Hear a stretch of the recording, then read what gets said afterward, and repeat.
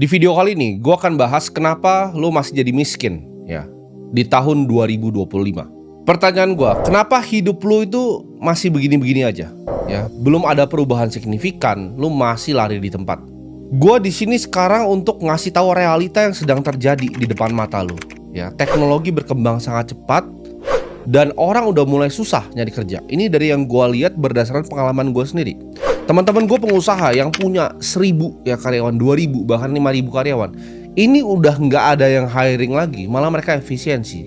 Di sini kita bisa melihat di mana gap pendapatan antara si miskin dan si kaya ini makin jauh dan makin jauh tahun ke tahun.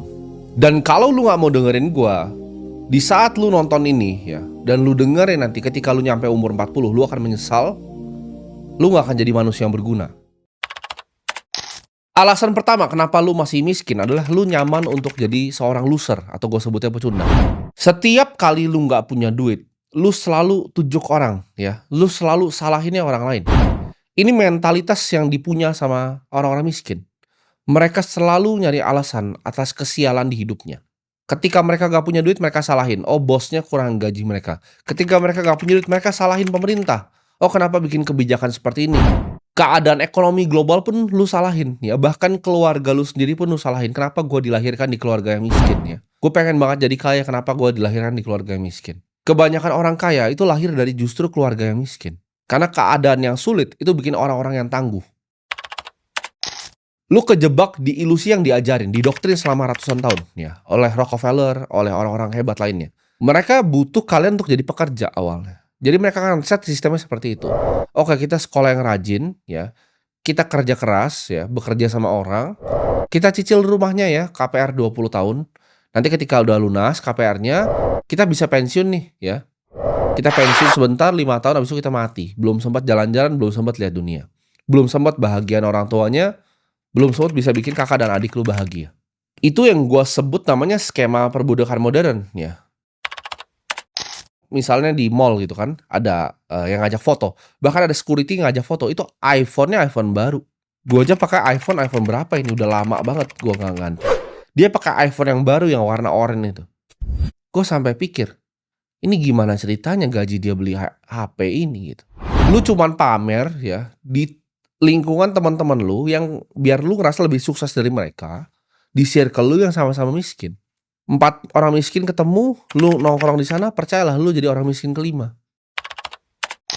Era sekarang lu cuman butuh HP dan koneksi internet dan lu masih nggak bisa kaya, lu memang udah ditakdirin untuk jadi miskin. Apa yang lu lakukan dengan semua teknologi itu ya? Lu cuman lihat algoritma itu jadi bagian yang makan hidup lu. Lu cuman never ending scrolling aja sampai otak lu jadi bego, jadi brain rot otak lu.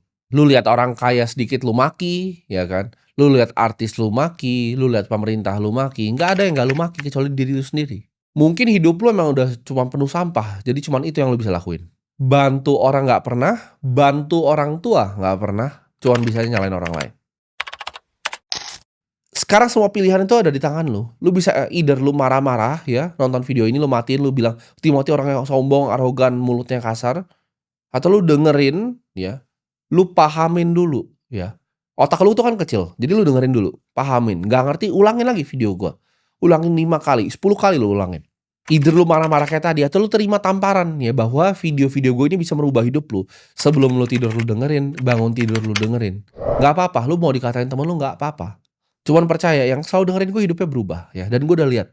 Gue senang bikin video seperti ini karena gue kasih tahu tuh gimana caranya bikin 100 juta per bulan. Udah ada yang DM gue hari ini ya. Jadi dalam waktu kurang dari 2 minggu udah ada yang action dan udah ada yang berhasil. Lu kalau emang ngerasa bahwa oke lu bisa kaya dari jualan kelas, pertanyaan gue cuma satu, kenapa banyak penjual kelas miskin? Kedua, kenapa nggak lu ikutan jualan kelas? Kan kasihan tuh orang tua lu di rumah masih miskin. Coba dong lu jualan kelas. Gue juga sering gitu kan dengar orang komplain, dia kerja di digital marketing agency, dia komplain bahwa influencer enak banget ya, sekali posting dibayar 20 juta. Lu nggak tahu ya, monyet-monyet kayak lu tuh nggak tahu influencer itu keringat dan darahnya dicurahkan ke dalam video-videonya. Dia mungkin 2 tahun pertama nggak dapat viewer gitu. Dia nge-live tiap hari nggak dapat viewer. Terus ketika dia mau endorse dia minta 20 juta, lu bilang enak banget hidupnya. Manusia kan kayak begitu. Ini rahasia yang jarang gua share dari dulu ya. Jadi investasi itu simple caranya. Gua pakai 3 metode ya. metode yang stabil, metode yang asimetris, dan metode yang moonshot. Jadi artinya apa? Gue suka ada investasi yang stabil. Contohnya, lu bisa beli perusahaan yang stabil seperti Bank BCA. Lu bisa beli misalnya obligasi negara Indonesia yang stabil. Yang kedua, asimetris. Stabil tuh artinya apa? Penurunannya ini kemungkinan lu ruginya kecil, tapi kenaikannya juga relatif lebih kecil. Ya. Jadi kayak Bank BCA nggak mungkin bisa bangkrut. Indonesia mesti hancur dulu sebelum dia bangkrut, tapi kenaikannya juga sedikit gitu. Mungkin by 2045 sahamnya bisa Rp40.000 gitu. Moonshot ini apa? High risk, high reward. Jadi lu berinvestasi lu bisa hilang semua.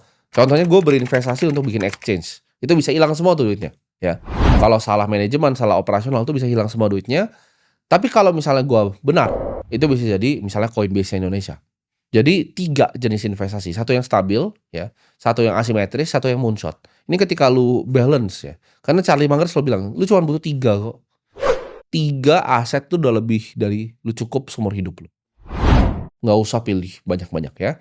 3 yang lu ngerti, lu pahamin, lu kerja, dapet cash flow, taruh di 3 itu, udah hidup lu mantap.